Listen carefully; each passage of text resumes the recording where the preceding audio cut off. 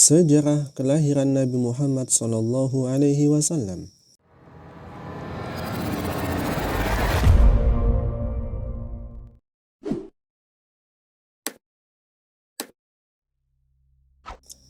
Bismillahirrahmanirrahim. Rasulullah SAW dilahirkan di kota Makkah pada hari Senin pagi tanggal 12 Rabiul Awal tahun Gajah, bertepatan dengan tanggal 20 atau 22 April 571 Masehi.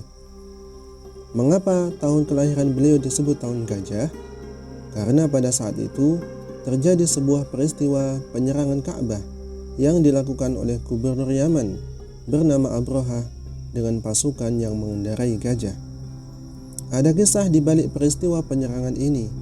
Abrahah yang saat itu menjabat gubernur Yaman merasa iri dengan keberadaan Ka'bah yang setiap saat didatangi oleh banyak orang dari berbagai penjuru Jazirah Arab.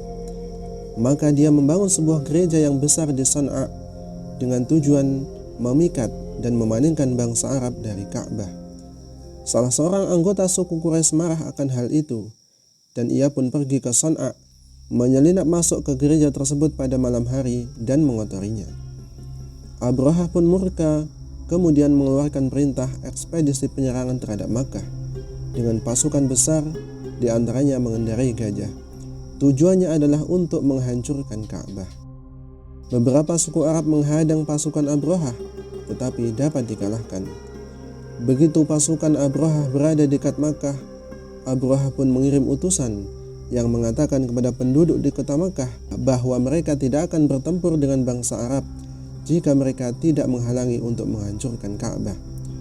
Abdul Muttalib, kepala suku Quraisy yang juga merupakan kakek Nabi Muhammad SAW, menjawab utusan tersebut sambil mengatakan bahwa ia akan tetap mempertahankan hak-hak miliknya dan Allah pasti akan mempertahankan rumahnya, yaitu Ka'bah.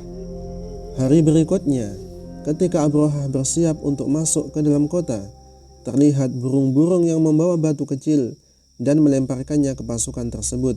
Setiap orang yang terkena langsung terbunuh. Mereka lari dengan panik dan Abrahah pun terbunuh dengan mengenaskan.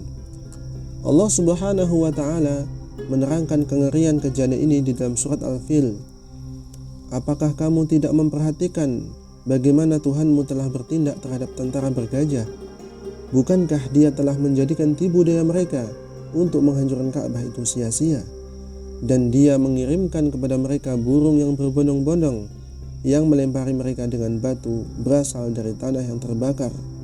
Lalu Dia menjadikan mereka seperti daun-daun yang dimakan ulat. Sungguh sebuah kisah besar yang penuh dengan ibrah, menandai kelahiran manusia terbaik, utusan Allah, penghulu para rasul, Nabiullah Muhammad SAW.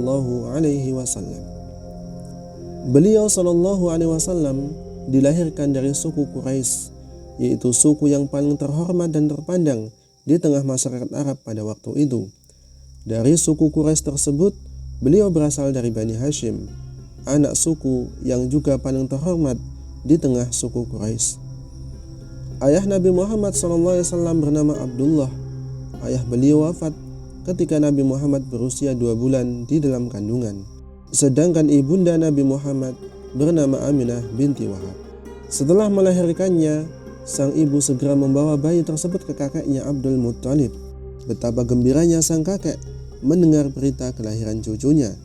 Lalu dibawanya bayi tersebut ke dalam Ka'bah. Dia berdoa kepada Allah dan bersyukur kepadanya. Anak tersebut kemudian diberi nama Muhammad, nama yang belum pernah dikenal oleh masyarakat Arab pada saat itu. Lalu pada hari ke-7 setelah kelahirannya, Rasulullah SAW dikhitan. Wanita yang memberikan air susu kepada Nabi Muhammad setelah ibundanya adalah Suwaibah al-Aslamiyah.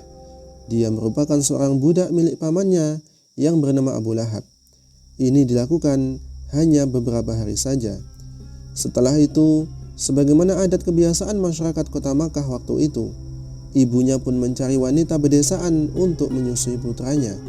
Maka terpilihlah seorang wanita yang bernama Halimah binti Abi Dhu'aib dari suku Sa'ad, yang kemudian lebih kita kenal dengan panggilan Halimah As-Sa'diyah.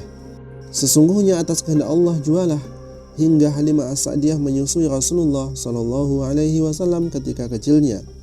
Sebab ketika pertama kali ditawarkan untuk menyusuinya, Halimah terasa enggan menerimanya karena Rasulullah Shallallahu Alaihi Wasallam anak yatim yang tidak dapat diharapkan imbalan materi yang layak darinya.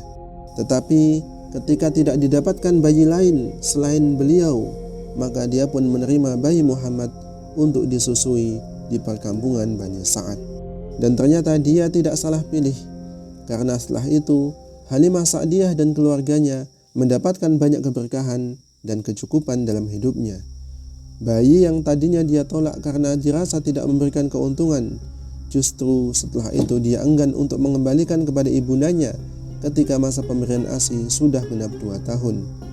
Hal itu dilakukan karena dia tidak ingin kehilangan keberkahan yang selama ini sudah diperoleh. Maka Halimah As-Sa'diyah pun membujuk ibunda Nabi agar Nabi tetap berada di perkampungan Bani Sa'ad dalam pengasuhan Halimah Sa'diyah dan keluarganya.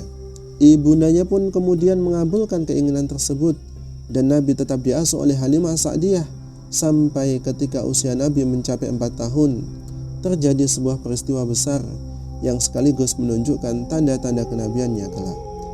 Peristiwa tersebut dikenal dengan istilah pembelahan dada atau Shaqus Sadr. Peristiwa yang sungguh di luar nalar manusia yang merupakan salah satu mukjizat dari Allah Subhanahu wa Ta'ala. Setelah kejadian tersebut, Halimah sangat khawatir terhadap keselamatan Muhammad kecil Sallallahu Alaihi Wasallam. Akhirnya tak lama setelah itu, dia memutuskan untuk memulangkannya kepada ibundanya di kota Makkah. Maka berangkatlah Halimah ke Makkah dan dengan berat hati dikembalikannya Rasulullah Sallallahu Alaihi Wasallam kepada ibundanya. Demikianlah 4 tahun pertama kehidupan Rasulullah Sallallahu Alaihi Wasallam dia lalui di daerah perkampungan dengan kehidupan yang masih asri dan udara segar di lembah Bani Sa'ad. Hal tersebut tentu banyak berpengaruh bagi pertumbuhan Rasulullah Sallallahu Alaihi Wasallam baik secara fisik maupun kejiwaan beliau. Demikian pembahasan tentang sejarah kelahiran Rasulullah Muhammad Sallallahu Alaihi Wasallam. Mudah-mudahan bermanfaat. Insyaallah akan kita lanjutkan lagi pembahasannya di kesempatan yang akan datang. Wassalamualaikum warahmatullahi wabarakatuh.